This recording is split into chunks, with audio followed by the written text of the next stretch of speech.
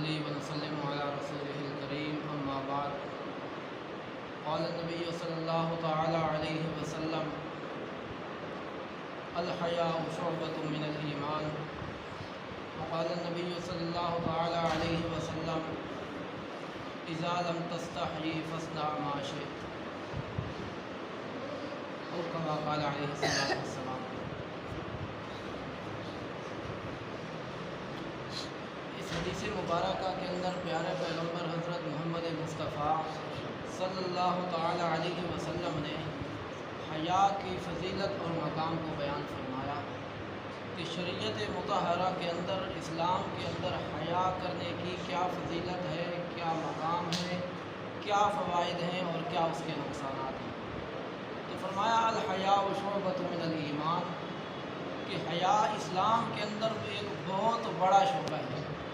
دوسری حدیث میں آتا ہے کہ ایمان کے 70 سے زائد شعبے ہیں، جس طرح نماز، زکوٰۃ، روزہ، حج، اخلاقیات، معاملات، حقوق العباد، یہ سب شعبے ہیں۔ ان شعبوں کی طرح حیا بھی ایک شعبہ ہے، لیکن کتنا شعبہ ہے؟ فرمایا شعبۃ، ایک بہت ہی بڑا شعبہ ہے۔ اب حیا کہتے کس کو ہیں؟ تو حیا انسان کے اندر ایک ایسے وصف کو کہتے ہیں جس کی وجہ سے انسان کے اندر اچھائیاں کرنے کی طاقت زیادہ ہوتی ہے اور برائیوں سے بچنے کی طاقت آ جاتی ہے۔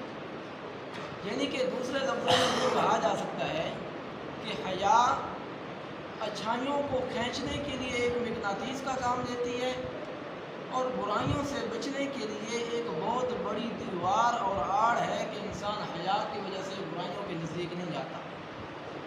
کیوں؟ وہ اس وجہ سے کہ حیا ہی پر ساری چیزوں کا مدار ہے۔ اسی وجہ سے آپ علیہ السلام نے فرمایا کہ حیا اور ایمان دونوں ساتھ ساتھ چلتے ہیں۔ کیا مطلب کہ ایمان تب انسان کے اندر ہوگا جب حیا ہوگا۔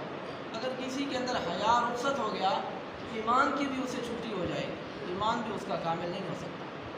وہ اس وجہ سے کہ انسان شریعت کے جتنے بھی احکامات ہیں ان پر عمل کرتا ہے حیا کی وجہ سے۔ یعنی کہ نماز پڑھے گا تو اس وجہ سے کہ اس کے ذہن میں آئے گا کہ رب ذوالجلال کے میرے اوپر کروڑوں احسانات ہیں، ہزاروں نعمتیں ہیں، ایک دن میں سینکڑوں نعمتیں استعمال کرتا ہوں۔ اس نے مجھے اتنی بہترین جوانی دی، خوبصورت جسم دیا اور اس کے اوپر اتنے آزاد دیے، رحم و کرم کیا۔ اب اس کا تقاضا یہ ہے کہ اس ذات نے مجھے کہا ہے کہ تو 24 گھنٹوں میں سے 22 گھنٹے اپنے کام کر، صرف 1-1.5 گھنٹہ نماز کے لیے مجھے دے دے۔ اب میں وہ 1.5 گھنٹہ بھی نہ دے سکوں تو مجھے تو شرم آتی ہے، میں اس طرح نہیں کرتا، وہ تو وہ نماز پڑھے گا۔ روزہ رکھے گا کہ اللہ رب العزت نے 24 گھنٹے 11 مہینے مجھ پر انعامات دیے، رزق دیا کہ تو یہ کھا۔ اب 11 مہینوں میں سے 1 مہینہ اس نے روک دیا کہ اب تو نے نہیں کھانا، تو مجھے حیا آتی ہے کہ اب 1 مہینہ میں اس کی بات نہ مانوں۔ اسی طریقہ سے لوگوں کے ساتھ معاملات انسان تب اچھے کرے گا، اخلاق سے تب پیش آئے گا، لوگوں کے ساتھ لین دین سب کچھ تب صحیح رکھے گا جب اس کے دل میں لوگوں کا حیا ہوگا۔ تو بات کا خلاصہ یہ ہے کہ ساری شریعت کا مدار، سارے احکامات کا مدار جو ہے حیا پر ہے، اور انسان کا مقام بنتا ہی تب ہے۔ اللہ کی نظر میں بھی حیا کی وجہ سے انسان قابل قبول ہے اور لوگوں کی نظر میں بھی حیا قابل قبول ہے۔ یعنی کہ لوگوں کی نظر میں انسان کی فضیلت، انسان کا مقام تب بنتا ہے جب انسان لوگوں کو حیا کرے۔ جب آدمی کسی کا حیا ہی نہ کرے تو پھر انسان کی فضیلت ختم ہو جاتی ہے۔ اسی وجہ سے ایک دوسری حدیث میں آپ نے فرمایا کہ اذا لم تستحی فاصنع ما شئت، کہ جب انسان کے اندر حیا نہ رہے تو فاصنع ما شئت، پھر جو چاہے کرے۔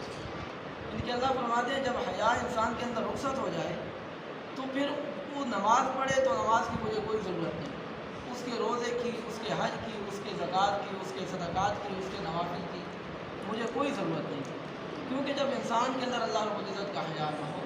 تو اس حدیث مبارکہ سے خلاصتاً ہمیں یہ معلوم ہوا کہ اللہ کی نظر میں بھی انسان قابل اعتماد تب ہوگا جب حیا موجود ہوگا، لوگوں کی نظر میں بھی عزت تب ملے گی جب انسان کے اندر حیا موجود ہوگا، اور انسان کے اپنے دل کے اندر بھی سکون تب ہوگا جب انسان کے اندر حیا ہوگا۔ اللہ رب العزت ہمیں لوگوں کا، اپنا اور ماں باپ کا حیا کرنے کی توفیق عطا فرمائے، شریعت پر عمل کی توفیق عطا فرمائے۔ وما علینا الا